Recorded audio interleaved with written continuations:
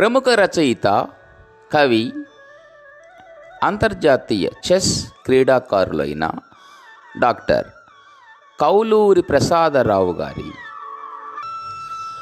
రచనలకు పరిమితమైన కౌలూరి సాహితీ సౌరభం యూట్యూబ్ ఛానల్కు రసజ్ఞ శ్రోతలందరికీ శుభాహ్వానం.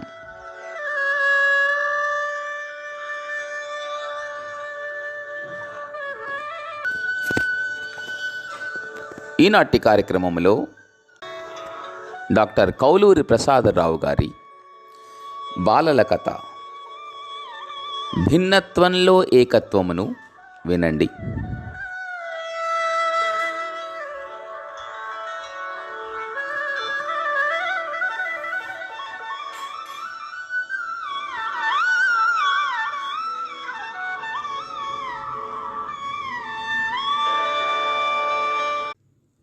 దృషధ్వతి నదీ పరీవాహక ప్రాంతంలో వ్యాపించి ఉన్న దట్టమైన అడవిని పరిపాలించే సింహానికి ఆదర్శవంతమైన రాజుగా కీర్తి ఉన్నది.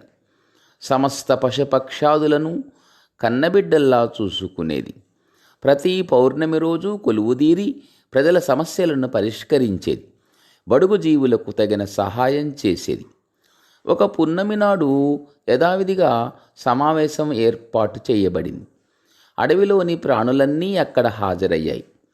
మంత్రి ఎలుగుబంటి సభని ప్రారంభిస్తూ, సమస్యలు ఉన్నవారు వరుసలో వచ్చి మహారాజుకు విన్నవించండి అన్నది.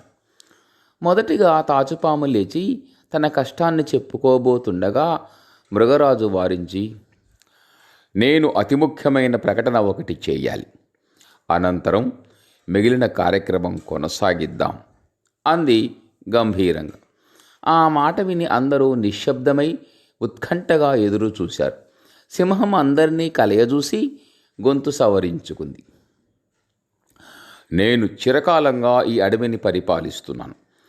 ఇక పదవీ విరమణ చేయవలసిన తరుణం వచ్చేసింది.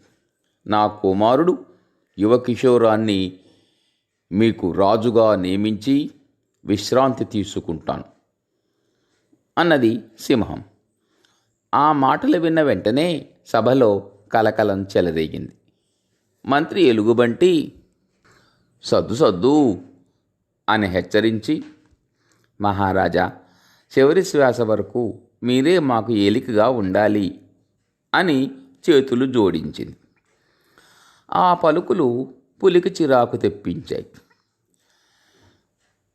మహారాజా, మీ నిర్ణయాన్ని నేను స్వాగతిస్తున్నాను. వార్తైక్యంలో పడిన తమరు సమర్థవంతంగా ఏలుబడి చేయలేరు. అయితే నాదొక విన్నపం. రాజ్యం వీరభోజ్యమని మీకు తెలియంది కాదు.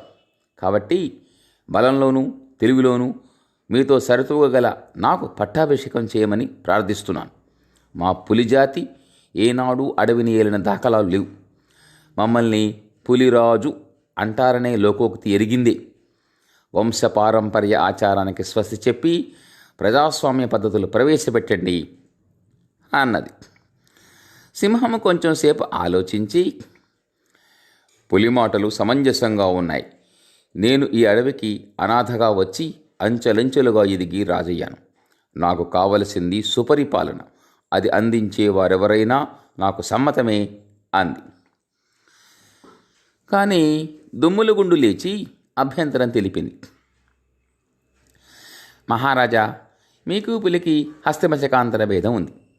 మీరు వేటాడిన జంతువుని కడుపు నిండా తిని మిగిలిన దాన్ని వదిలేసి పోతారు.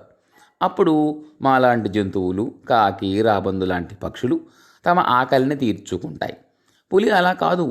మిగిలిన మాంసాన్ని తన తావుకు లాక్కుపోయి నిల్వ చేసుకొని తింటుంది. ఇటువంటి సంకుచితమైన మనస్తత్వం కలిగిన పులికి రాజార్హత లేదు అన్నది. ఈ వాదనని ఏనుగు సమర్థించింది. అవును మహారాజా, ఇది కేవలం పరాక్రమానికి సంబంధించిన విషయమైతే మన యువకిషోరం పులిని కొన్ని క్షణాల్లో మట్టి కరిపించగలదు.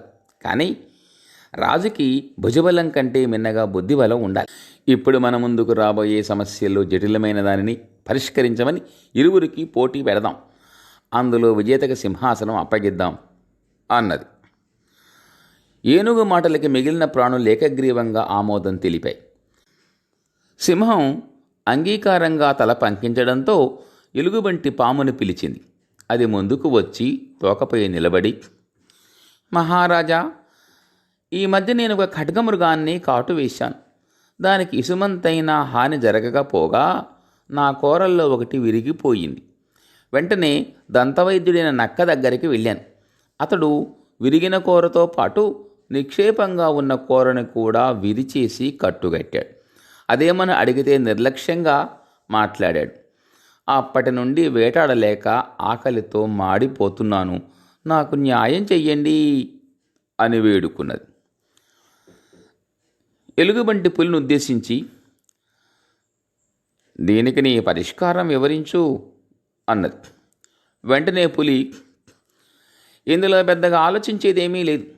పాము విషపురుగు. యాదృచ్ఛికమైన ఉద్దేశపూరితమైన నక్క చేసినది సరైన పని. ఎన్నో జంతువులు పక్షులు సర్పబాధితులే. దాని విషం ఎవరినైనా ప్రాణభయానికి గురి చేస్తుంది. పాములు అడవిలోనే కాదు, భూమి మీదే లేకుంటే మిగిలిన వాటికి ఎంతో హాయి అని తేల్చేసింది. పక్కనున్న నక్క పులివైపు కృతజ్ఞతాభావంగా చూసింది. ఎలుగుబంటి, మరి నీ అభిప్రాయం ఏమిటి అని యువకిషోరాన్ని అడిగింది. ఈ భూమి మీద జీవించటానికి అన్ని జీవులకు సమానమైన హక్కు ఉంది.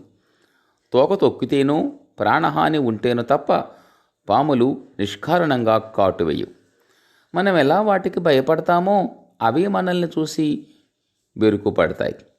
సాధ్యమైనంత వరకు మనకి దూరంగా తొలగుతాయి.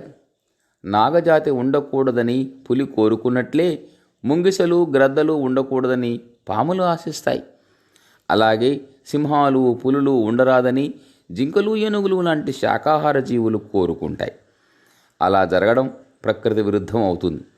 కాబట్టి అందరూ ఉండాలి, ఎవరి బతుకు వారు కొనసాగించాలి. అందువలన కేవలం సర్పజాతి మీద విద్వేషంతో నక్క తప్పుడు వైద్యం చేసిందని రూఢి అవుతుంది. కనుక పాము కోలుకునే వరకు నక్కే దాన్ని పోషించాలని భావిస్తున్నాను అన్నది. అది విన్న వన్యప్రాణుల హర్షధ్వానాలతో యువకిషోరాన్ని మెచ్చుకున్నాయి. పులి తలదించుకుంది. సింహం ఆనంద బాష్పాలు రాల్చింది. వెంటనే యువకిషోరానికి పట్టాభిషేకం జరిగింది. తండ్రిని మించిన తనయుడు రాజుగా లభించాడని సంతోషిస్తూ నూతన రాజుకి శుభాకాంక్షలు తెలిపి సెలవు తీసుకొని తమ తమ నెలవులకు తిరిగి వెళ్ళాయి వన్యప్రాణులు.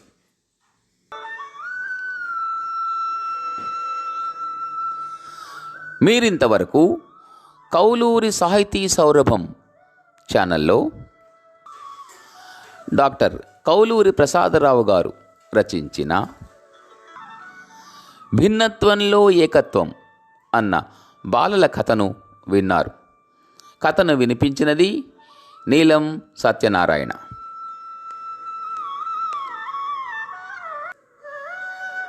ఈ కథ సాక్షి ఫండేలో 13/11/2022 నాడు ప్రచురితమైనది.